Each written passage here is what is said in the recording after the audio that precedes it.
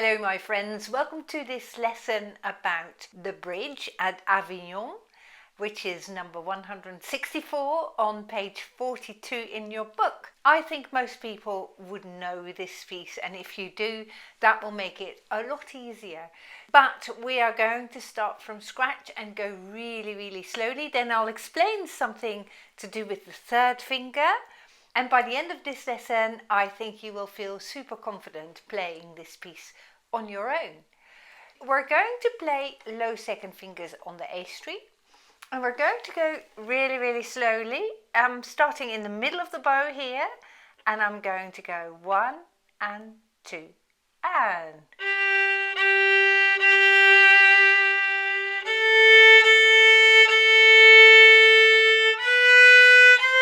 This little ledge right here in your music means fingers together. And now I'm going to place my third finger in between the D string and the A string. And that looks like that. So rather than going there and then hopping across, I'm placing my finger in between the two strings. Can you see? I'm going from the first finger again.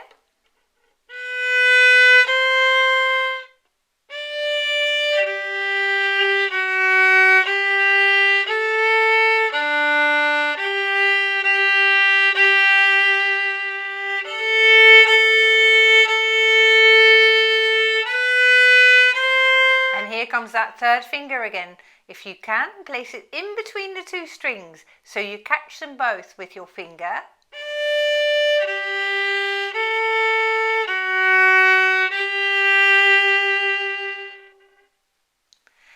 Why am I doing that? Why am I playing the third finger on two strings? The reason for that is that I make my piece more legato sounding, much more smooth sounding. If I play my finger first on the A string and then I hop across to the D string, there is bound to be a gap between the notes. Whereas if I place my finger in between the two strings, I can connect those two notes up.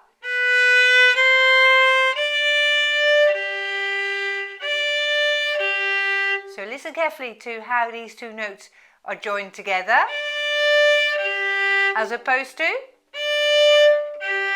I have to stop for a split second in order to move my finger to the D string. Now this is a skill that you develop over time, and it may well be that today that is extremely challenging for you, and that's perfectly okay, because it will be for most people. But as you progress and you learn this skill as you go along, it will get easier once you're a little bit further advanced, and you need to be able to be smoother with your notes. So that is why we're learning this. Next we'll play this song from the beginning, and this time I want you to focus on the bow.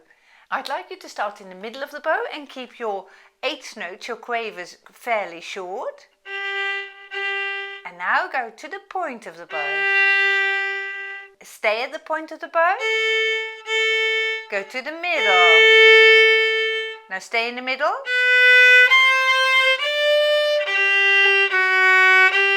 Fourth finger here.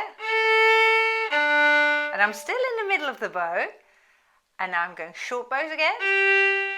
To the point. Stay at the point. To the middle. Stay in the middle now. And if you can manage, add the fourth finger right here.